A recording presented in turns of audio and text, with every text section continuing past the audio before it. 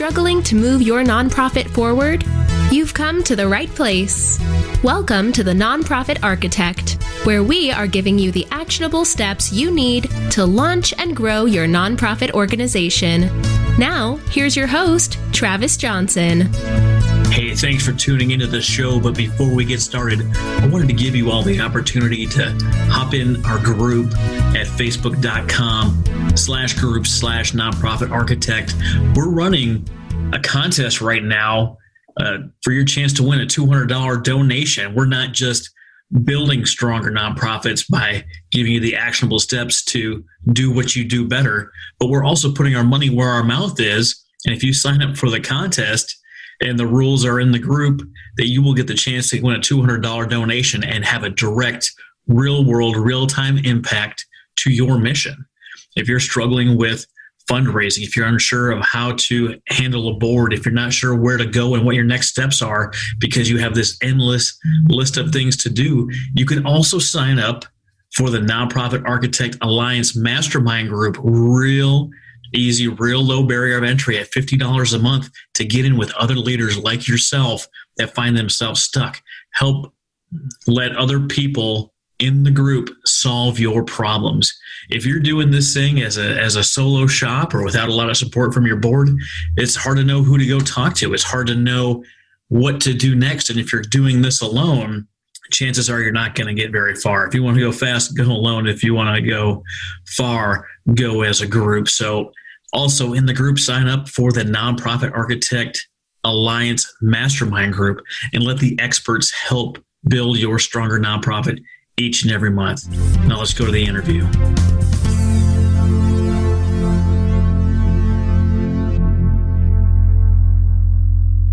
Hey, welcome. I'm here today with Eric Johnson, founder of Thrive Solutions. We're going to talk about how to build a strategic plan that actually works. Eric, how are you today? Travis, I'm doing really well. Really happy to be here on the podcast and excited to talk about vision and strategic plans and how to help organizations move forward. Oh, absolutely. I love helping people do whatever they're doing and doing it better. How did you get started in the strategic vision and planning? Yeah, so my background, I'm actually a pastor, and prior to that, I had worked in the private sector and had kind of picked up, principles for leadership and vision and strategic planning over those years. And then when I entered into ministry, I took a call at a church that over the previous 20 years had probably every bad thing that can happen in a church happen to it. So we had a pastor die in office. We had a pastor who actually was arrested for solicitation of a minor, and he just got out of jail last year. This church went through a pretty significant church split after several years of toxic infighting and just the unfortunate things that can happen in a church. And they had been without a pastor, full-time permanent pastoral presence for about 5 years prior to my coming. I took the call in January of 2017 and very quickly saw that there was a unique culture to this place that was really positive, that had gotten bogged down by a lot of the garbage that had happened. There were things that these people did intuitively to live out that unique culture, that unique vision that they had. And so if we could figure out exactly what it was that they were doing intuitively, we could start to do those things with some intentionality and really become an organization that was good news for our community and really could make a difference in the area that we're in. And so started doing that work, and over the course of several months, we worked through our vision, put together a strategic plan that would help us become the best version of ourselves. And it was at a Chamber of Commerce event that I hosted at the church, and was just sharing our story and how it was a new day and what the process that we had gone through to get to the place that we were at. And after the event was over, a gentleman came up to me and said, really unsolicited, how impressed he was with the work that we had done. And he actually thought that other organizations, other churches, other nonprofits would hire me to help them do in their organization what I had done in mine. And when he said that, my response was no, they wouldn't. I'm a pastor. That's all I'm looking to do. And just over the course of the next, few months, every time I'd see him, he would still be pushing me in the direction of, hey, you should really explore this. I think what you do is really powerful, and there's organizations that would want to hire you. And so finally, after about 3 or 4 months of him, hounding me about it, I gave in and started to think about what it would actually look like to duplicate what I had done in my organization. Because I knew that if this worked in a church that had as many challenges as ours had, that it could work just about anywhere else. And so started thinking it through and started talking to people about it, and they agreed. And in fact, I had a couple of organizations hire me right out of the gate to help them do what I had done in my church. And it just sort of rolled from there. And so now I've been doing this for, coming up on a little over 2 years now, I guess, as a fully functioning consultancy. And it's was very, I never would have thought I'd be doing this work, but it's a really nice, both supplement and also an outgrowth of the ministry that I do in my church. So it's been a surprising but fun ride. Oh, I mean, it sounds like it. It sounds like you walked into basically the most chaotic and unpleasant church scenario ever, with all of that litany of things that happened, and you took it in stride. You found a way to steer the ship and get it back on course. And the method you used was so profound that you get a little bit of encouragement. Well, it sounds like a lot of encouragement to start out on your own and really deliver this to other organizations in need. And that's actually what we're going to talk about today, which I think is really exciting. Like, how can you take what you have, reformulate it, figure out what really matters, and get your own ship back on course? And you love doing this, teaching other people how to do this very thing. Yeah. I mean, I think I was the recipient of some good work by my interim to help the people move past and find some healing. And I think that's a really important step that does happen in organizations. I think it can happen concurrently. At some point, enough leaders have to realize that the direction and what is happening within the organization, whether it's a church or a nonprofit, is unsustainable. And I think particularly, we're recording this in the middle of COVID season. A lot of organizations are struggling because the thing that I've been saying to folks is that COVID did not cause any problems. COVID just revealed problems and that had been unaddressed for long periods of time.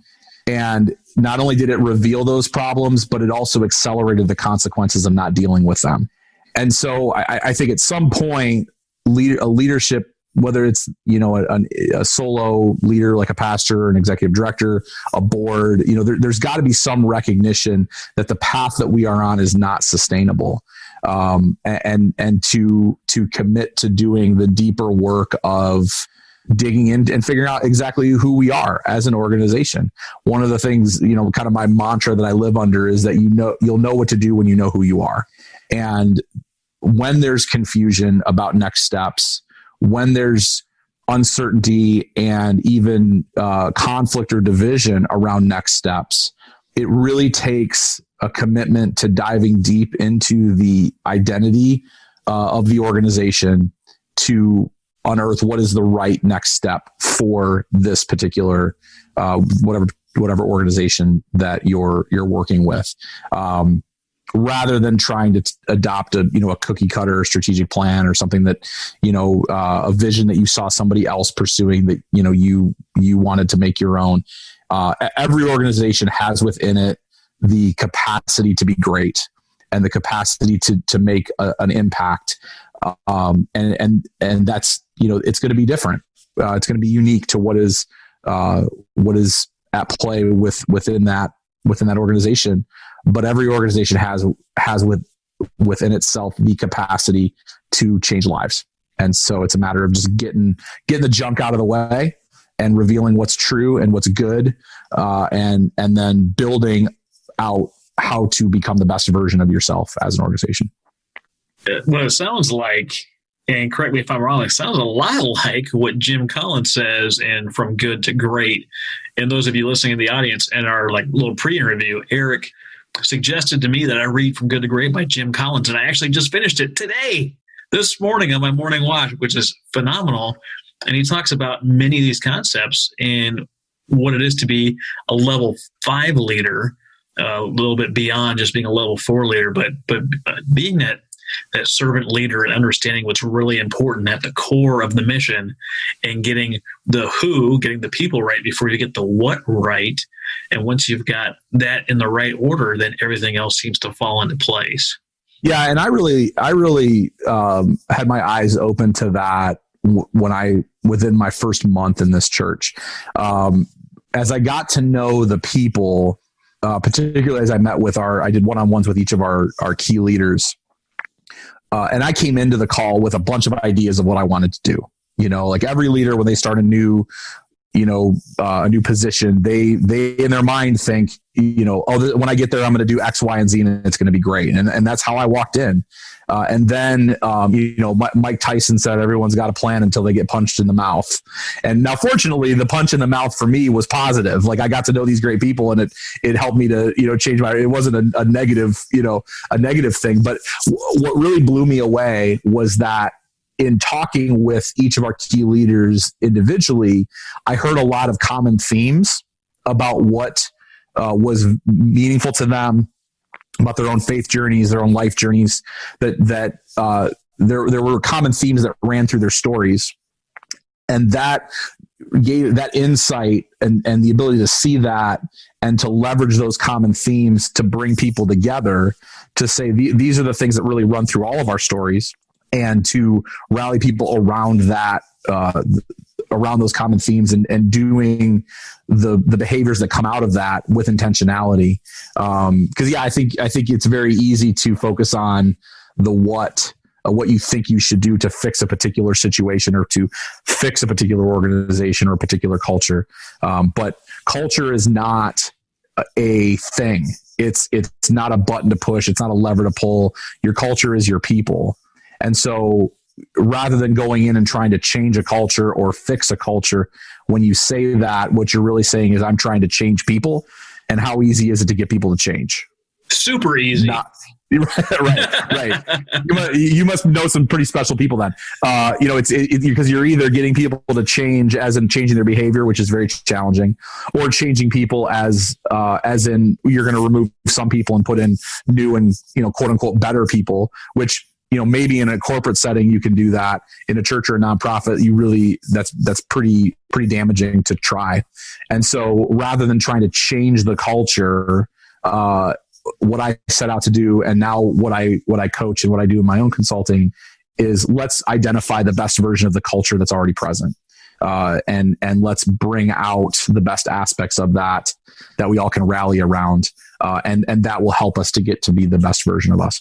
Oh, absolutely. I'm still active duty Navy. Those who have been listening for a long time, this. But, within the culture of the Navy, you have a lot of personalities, and you have a very systematic way that you do annual training, and you learn how to do your job, and you get groomed for the next step. And these things are in place in an organization this size. When you're in a startup or you're in a nonprofit, you don't have these things in place. You're trying to figure this stuff out as you go. And really, this podcast is designed for idea through startup in about 5 years of operation, really trying to figure out who we are. That's really your first step. When you go into an organization, you help them develop this clear strategic plan, is you got to figure out who we are as an organization. How do you do that? So yeah, there's some processes for doing that. A lot of it has to do with getting to know the individual journeys of the people that are a part. The social sciences tell us that people are drawn to join certain organizations, take certain jobs, live in certain communities on the basis of how their personal biography aligns with the history of that organization, that company, that community. And so that's really the first step is to really understand the biographies of the people that make up that organization. And that's where those common themes start to emerge. And then what we really try to do is to answer three different questions. The first question is really, who are we and who are we becoming as an organization? It's that, what is the best version of who we are and the value that we bring? And when we get that right in the process, the organization and the leaders will possess confidence in the value that their organization brings to those that they wish to serve. And then there's not a challenge with making the ask, whatever that ask is, of people, whether it's time, talent, treasure, because the leaders know that their ask will tie back to the best version of that organization. So for example, when you know what the best version of your organization is, it's very easy to ask for money, because you know that the money you're asking for has a very specific outcome tied to it. Whereas when you don't have that clarity, there's lingering doubt about the value you bring amongst not only your own people, but the community that you're trying to serve.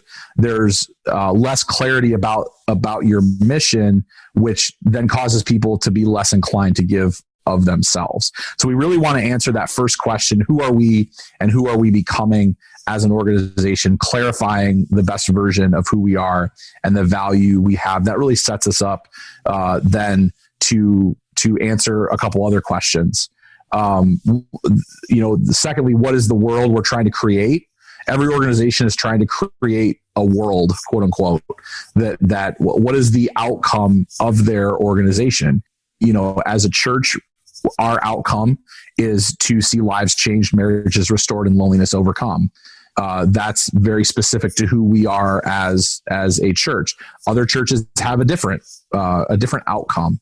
A lot of times in church strategic planning, you see this where they'll say things like, well, we're here to love God, love people, and serve. And that's great, but that doesn't tell me enough. There's not enough clarity in that if your church's mission statement, or if your nonprofit's mission statement can be used by any other organization in your community, it's functionally worthless. And so we've got to know what it is. What is the world that you're trying to create? It sounded like when you said love God, love people, it sounds like the input, and what you're really trying to define is the outcome. What are you trying to create? And they just kind of define the wrong side of the system, is what it sounds like to me. I'm in the Navy, and people join the Navy for many different reasons. Some of them is to serve. They really care about their country. Maybe they're looking for a career or a college to be paid for, or some are just looking to escape the situation that they're in. So I think finding the common thread through all the people of what they're really there for might look something a little bit different in a nonprofit. You might be there for a job because you don't currently have one, and you think it might be easier or nicer to work in a nonprofit. Well, depending on which one you work in, that might not be true, what you're looking for. Maybe you really, really, really care about the mission, or you have a close connection to the founder. So just being part of an organization doesn't necessarily tell people why you were there. So I think it's important to understand really who you are and who you are becoming. I think that's nail on the head right there, Eric. Yeah. And there is that deeper understanding that, sort of at the DNA of you, and how your DNA and how the DNA of the organization align is really critical to get clarity about, because that's really why you're there. Like, I came to this church because I was looking for a job at a church, and yet there are ways in which my story aligns very deeply with the story of this place. The nonprofit that I also chair a board for a nonprofit here locally. And same deal. When we started doing the strategic planning vision stuff that I lead folks through, again, I saw deep resonance with my own story and the story of this nonprofit. And so, yeah, it's having that clarity, and then getting having a shared understanding of the world you're trying to create, knowing what the direction, what the end goal is. It's like when you go on vacation, you kind of want to know what Florida is like before you decide you want to go there. And, having that clear sense of where you're going allows you to know what to say yes to and also what to say no to. When you don't have that clear sense of the world you're trying to create, there's no practical direction towards your vision. And then you'll struggle to help your people know how they can achieve the best version of your culture. And so those first two questions of who are you and who are you becoming, what's the world you're trying to create, and then it really just sets it up to the third question: how do we get from where we are to where we need to be? So what are the assets that we have at our disposal? What assets do we need to cultivate? And then what are the milestones we need to hit in order to achieve that best version of us and to create that world that's within us to create? I love it. I love all of it. You mentioned going on vacation in Florida, and immediately a story popped into my head because a vacation does not mean the same thing to everybody. Just the word vacation. Really, it's time away from work. But having time away from work is different than having a goal for the vacation. My wife and I got to go on a cruise with another couple, some friends of ours, and became apparent really quick that we were not aligned between the two couples with what our goal was for the vacation. My wife and I went to relax and kind of, mellow out for a couple of days. And they went to unwind and unleash, read in small print, party, which is nothing wrong with either one of those sides, but we weren't in alignment. Had we both been there to relax, we would have had a more enjoyable experience. If we were both there to unwind and or party, we would have had a much better experience. But not being in alignment, even though they're good friends of ours, even though we were quote unquote on vacation, it didn't matter that we were on vacation if we weren't in alignment to get exactly what we needed from this. And it's the same in an organization. If you don't have your staff and your board and your volunteers on the same page, reading from the same sheet of music, you can't play the concerto or whatever it is, because if they're in different points, or if they're going different directions, or if they're not under the same vision, mission, and outlook, you're not going to get a harmonious organization that's moving forward towards that goal or that end state or the world that they're trying to create. You're not going to get there. Yeah. And that's where a lot of culture problems, that's at the root of that.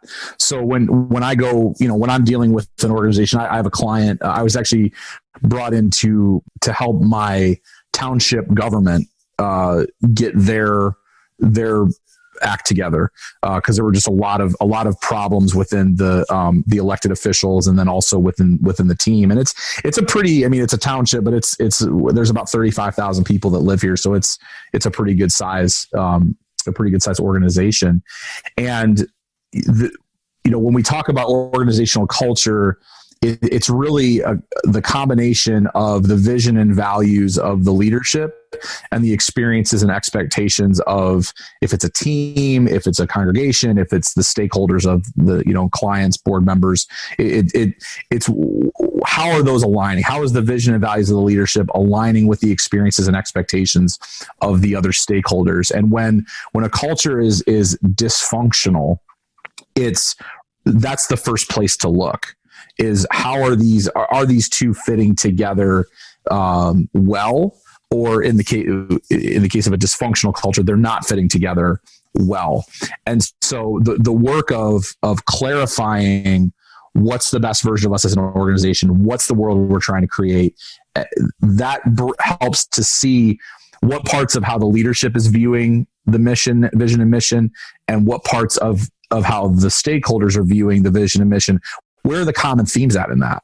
And let's build bridges using those common themes. Let's find let's take those pieces and build our strategic plan on the basis of that, rather than trying to see these two sides or three, however many, directions the organization is being pulled.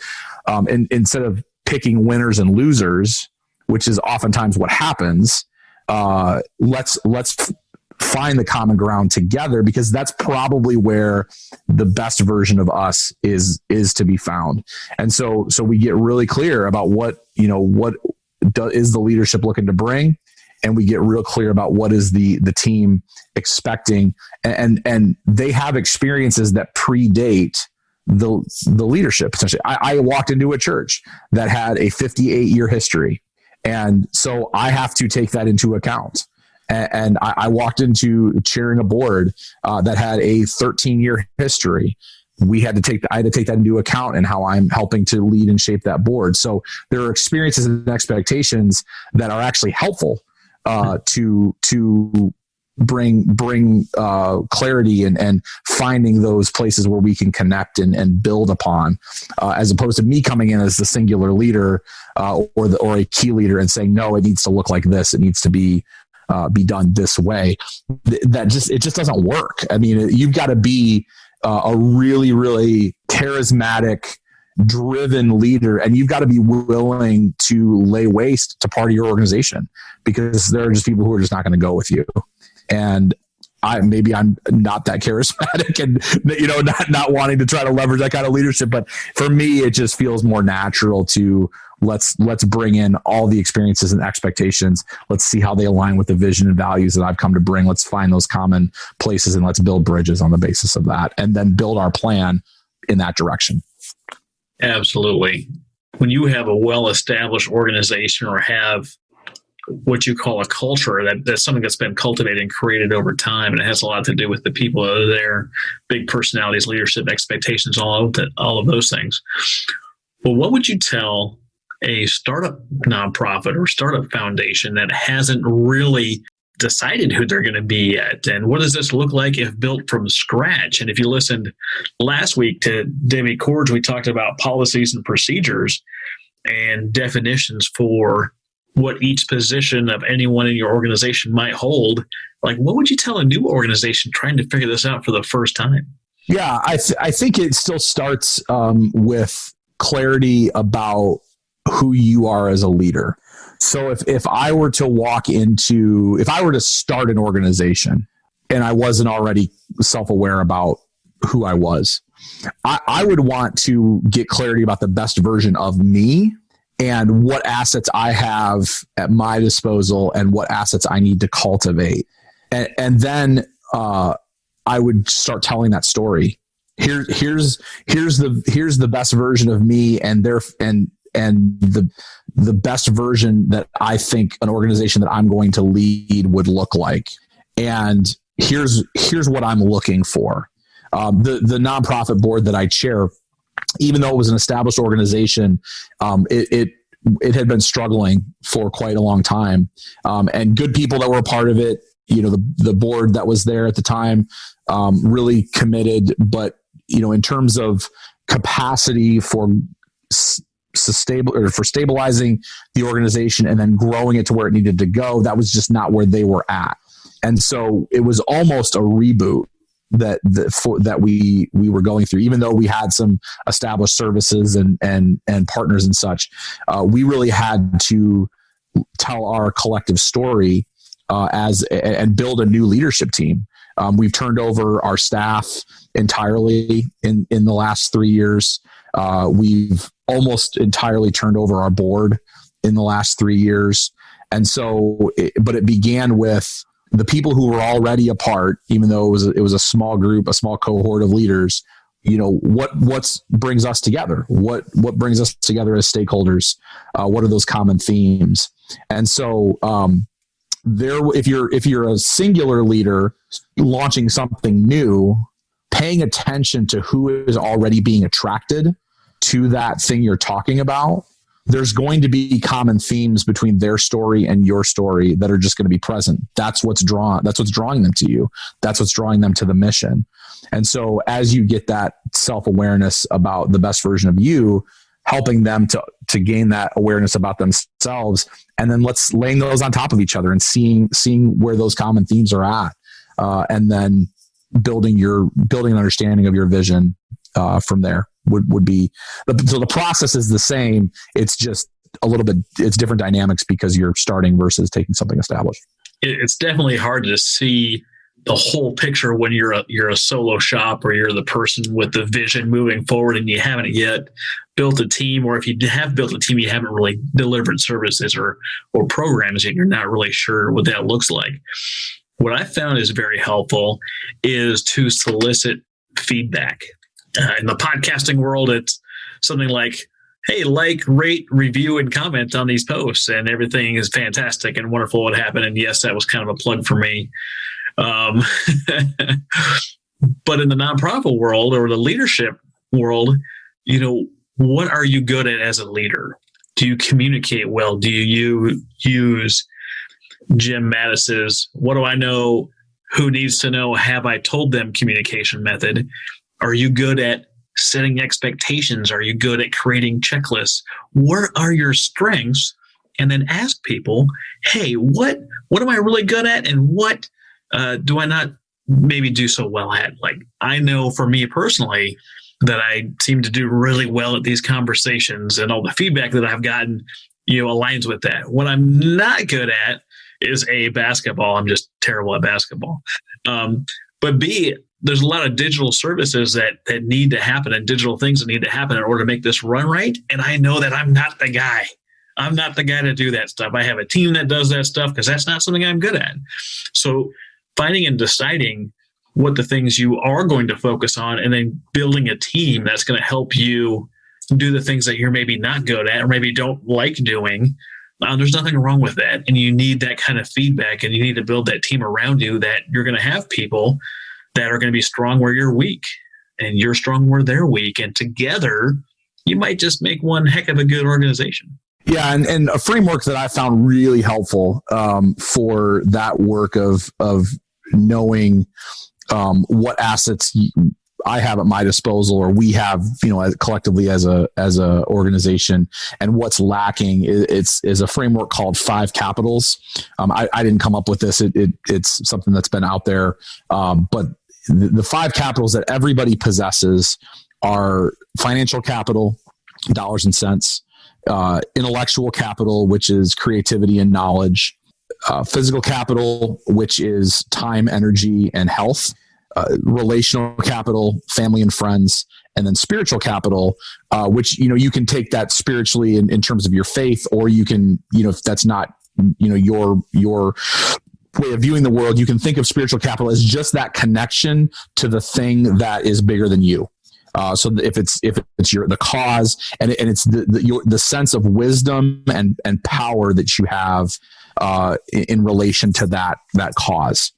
And so one of the exercises that I lead boards through is inviting each board member to think about their own capital and to assess what do they have in abundance, what capital do they have in abundance, what capitals do they have in lack. We take a look at that as a board, and one of the things we often see, and it's sort of done with me already kind of knowing the result, because it almost always plays out this way, is that within most boards, there's people who have abundance in some areas but lack in others, but that's made up for by the other people on the board having abundance in those areas. And there's a matchup that happens.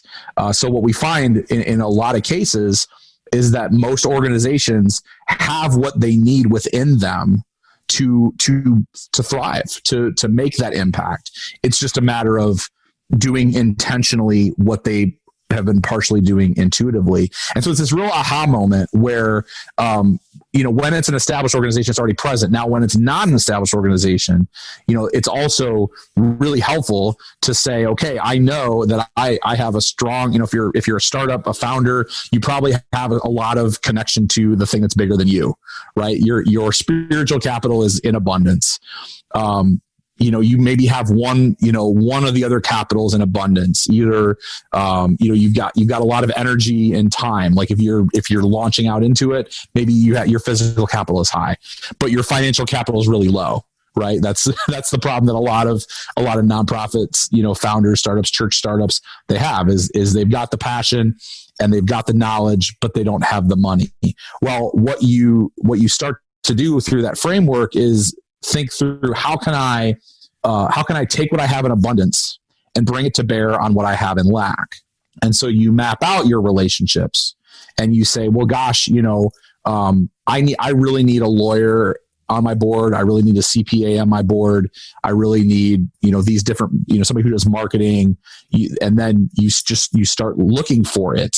If you know that your organization is lacking in intellectual capital, then you leverage your relationships to find those people. We found the board that I chair, through my interaction with our local chamber, I befriended a guy who's both a CPA and a lawyer. So one guy checks two boxes, right? That was me leveraging my relational capital to bring some intellectual capital into the organization. So it's those activities of understanding. These are the 5 things that we absolutely have to have in our organization. We have to have spiritual capital. We have to have relational capital. We have to have physical capital, intellectual capital, and financial capital. And it's seeing what we have in lack and bringing those to bear, bringing what we have in abundance to bear on what we have in lack. And that's a part of what the strategic plan calls for. I've never quite thought of it all in that aspect. I mean, I've talked about time, talent, and treasure. And if you're a board member, you better have at least 2 of those. All right. If you only have 1, maybe you're a volunteer. But it's interesting the way that you break that down. I know the 5 capitals isn't a you thing, but I'm probably going to have a PDF that talks about the 5 capitals attached to this so people can see what we're talking about maybe a little bit more in depth. But it's interesting that you say that. But like, I know without a doubt, I talked about some of my strengths and weaknesses. I'm not going to be the guy that comes on your team to be the digital creation guy, because that's not where my talent lies. That's not my zone of genius. That's not one of the 5 pillars that I'm in abundance in. It's the lack. So maybe what this looks like in your organization is you might shuffle people around. I'm not talking about firing people. I'm not talking about promoting people, but maybe you have someone, maybe you don't even know it. You have someone that has abundance in one of these areas they're just in the wrong billet. They're in the wrong job. And if they were over here with these people on this team, you might find that without a doubt, that was the best move you've ever made, moving Johnny from finance over to program development, because that's where he lives and thrives. So much of my time in the Navy, you're billeted for a job, you show up and they say, I know what the order said, but we need you over here. And that doesn't take into account any of my personality, any of the things that I've done over my lifetime experience, the zone of genius where I'm really, really good at, or in your explanation, the capital. They just need a body on a spot. Now, imagine if they did the same thing as a large organization as the Navy is and really put you in spots that aligned with your abundance capital. I can't even imagine what kind of organization the Navy would turn into if people were billeted by their abilities and zone of genius and abundance capital, other than, hey, we just need a spot over here. Yeah. And in nonprofits and in startup nonprofits, it's really, it's normal, because you're just grabbing people that can fill slots, right? There is a bit of a lack mentality in both the church world and the nonprofit world, that there's not enough people who are willing to do stuff. There's not enough people who are willing to serve. There's not enough money. There's this lack mentality. And part of the challenge is, or part of the reason for that challenge is that we don't have clarity about the best version of us.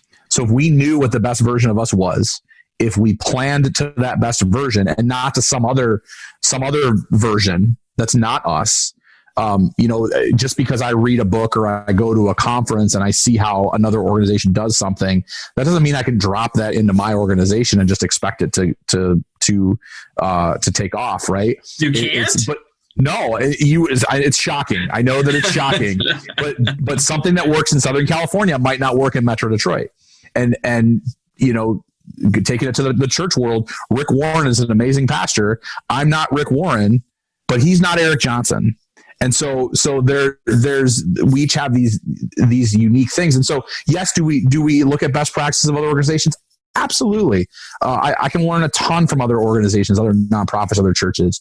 But at the end of the day, I can only do what's in the best version of me and my organization. And when I feel like there isn't enough, that's a check for maybe what I'm trying to do isn't within me to do. Maybe the reason I'm not finding that person or that resource is because I'm trying to do something that's not within the best version of me to do. And it's okay to say, you know what, we're just not going to do that, because that's not who we are. That's not what we can be about. Let's be really good at the things that are already intuitively within us to be and become. And let's let somebody else be the best version of themselves. My church is never going to be anything other than the best version of us. So let's just do that. And let's not compare. Let's not judge ourselves on the standard. Let's not judge what's happening within us internally on the standards of what we're seeing going on externally with somebody else, because we don't know their problems. We don't know what their challenges are. Let's get very clear about who we are. Let's get very clear about what we're trying to create, and let's get very honest about where we are, and build a plan that maps to where we want to go. That's, there's always going to be enough resources for that. I could download the PDF of Eric and I could study everything about him, and I could emulate and copy everything he does. But no matter what I do, I can only be the second best Eric. On the other side of the coin, I could download the PDF of me, sell it, give it away to whoever wants it.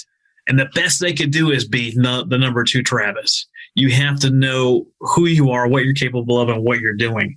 Just because you're asking for help doesn't make you helpless.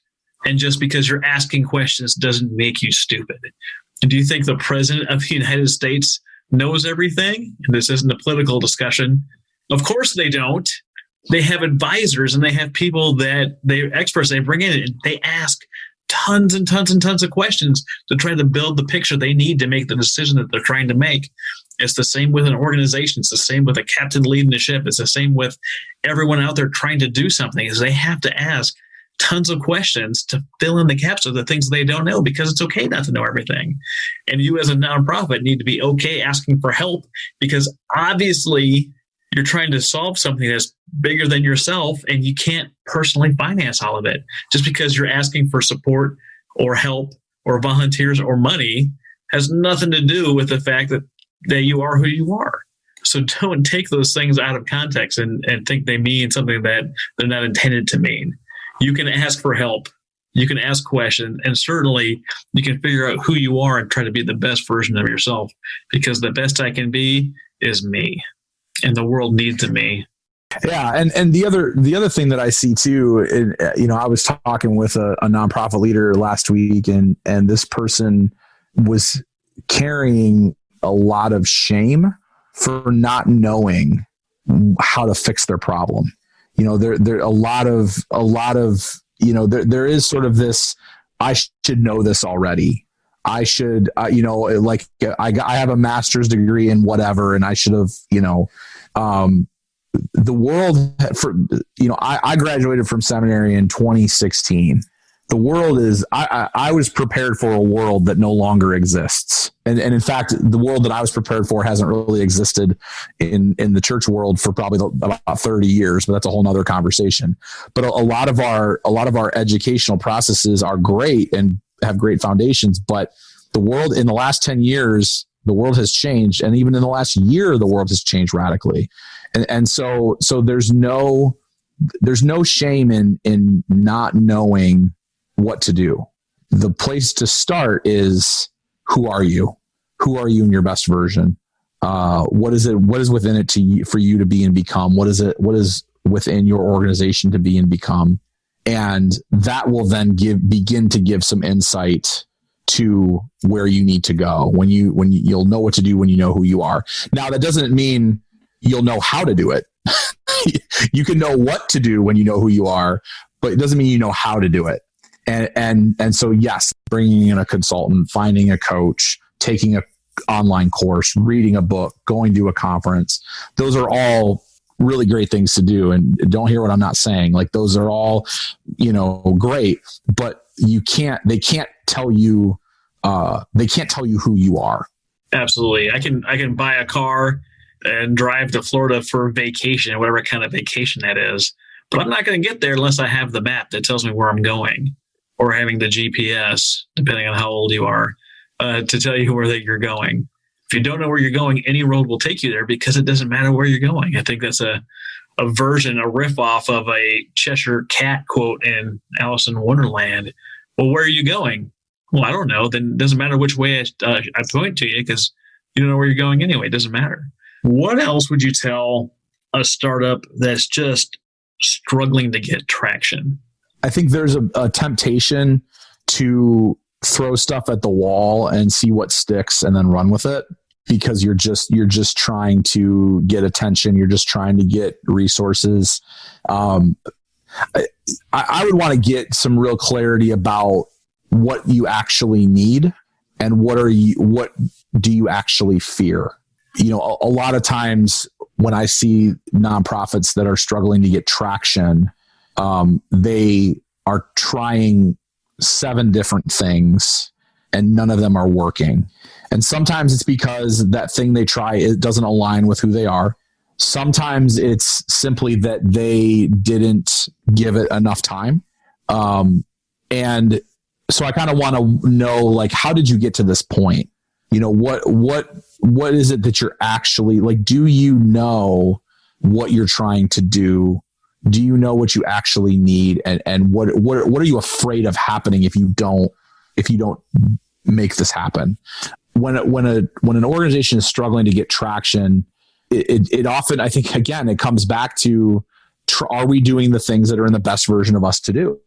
Because if they're in the best version of us to do, we're not going to struggle as mightily. So I think it comes back to an identity thing and what are you really, what are the answers to those questions? Who are we and who are we becoming? What's the world we're trying to create? Where are we and how are we getting to where we go? Those are just foundational questions, Travis, that I don't think enough organizations spend enough time trying to answer. I think they see a need and want to fill it, which is great. And but if we're not taking a step back and answering those questions, it is a recipe for striving and burnout and disappointment and failure.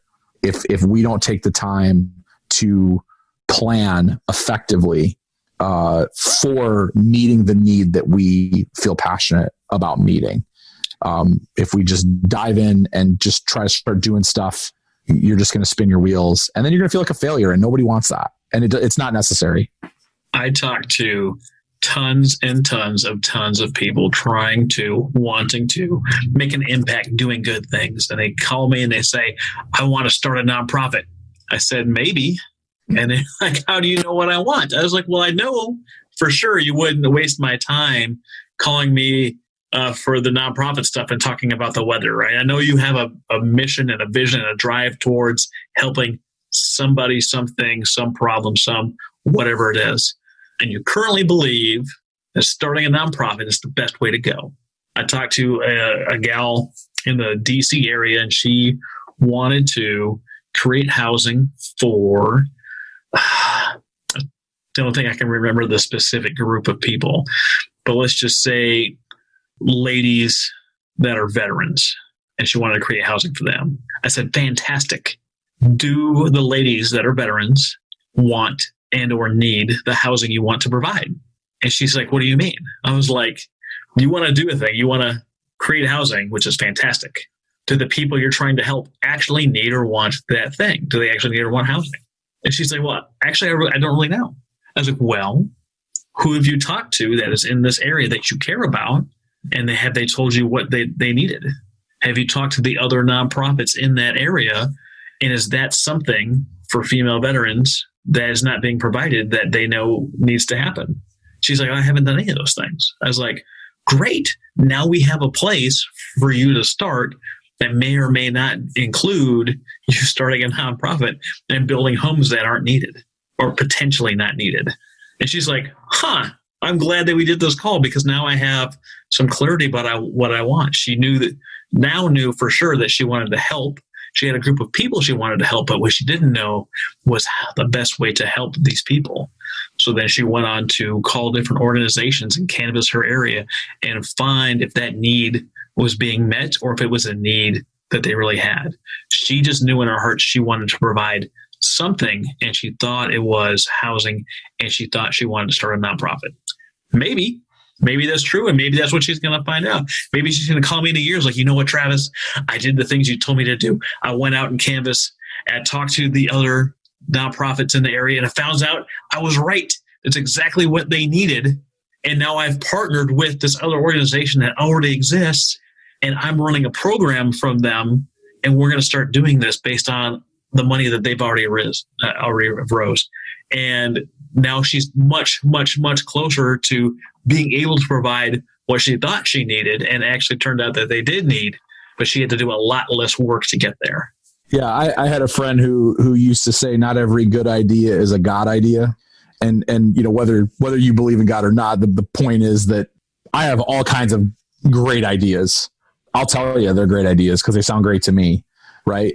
But are they the ideas that are really going to take my passion and match my passion with the need of the world around me?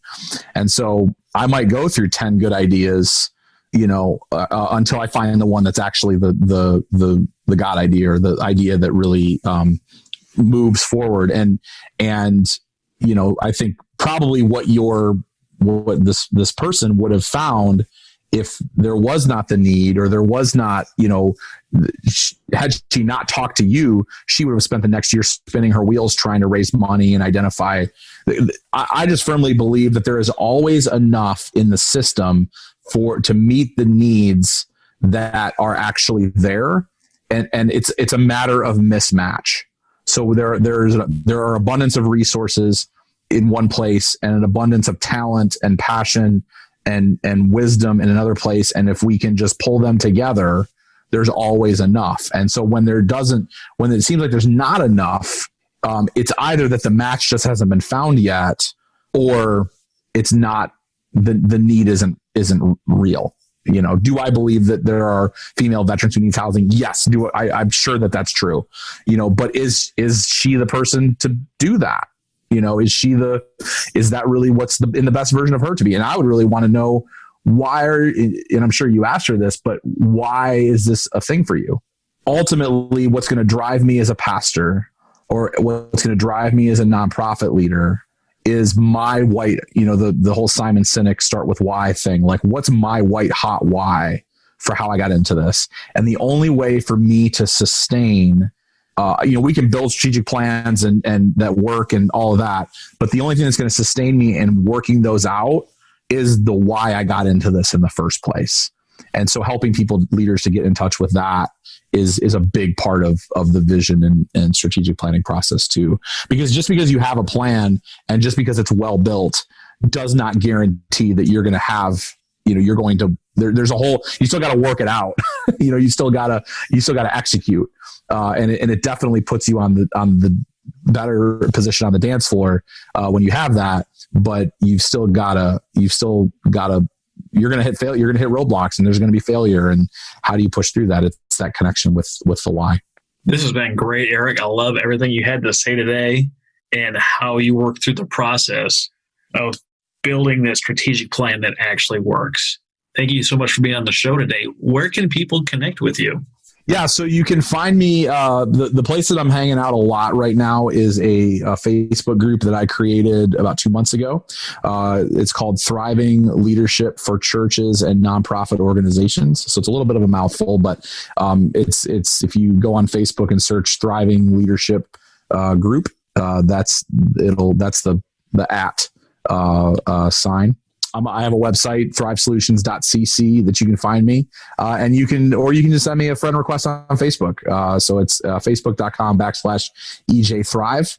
And I would love to connect with you. And if there's a way that I can help build a strategic plan that works for your organization, you know, either as a consultant coming in and doing it, or what I'm doing a lot of now is starting to train leaders to do what you would normally have to pay me about 3 times as much to come in and do.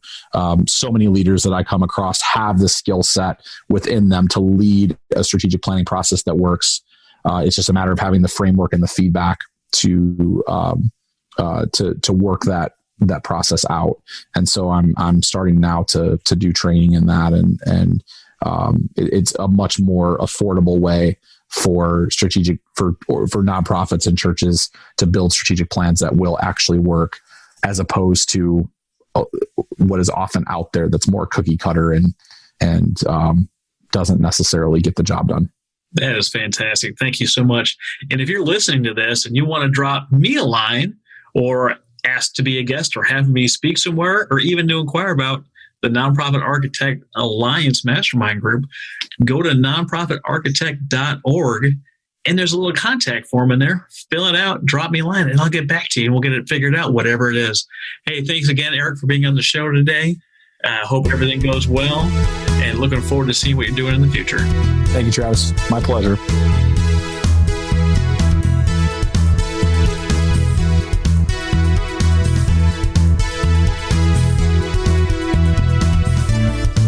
You've been listening to The Nonprofit Architect.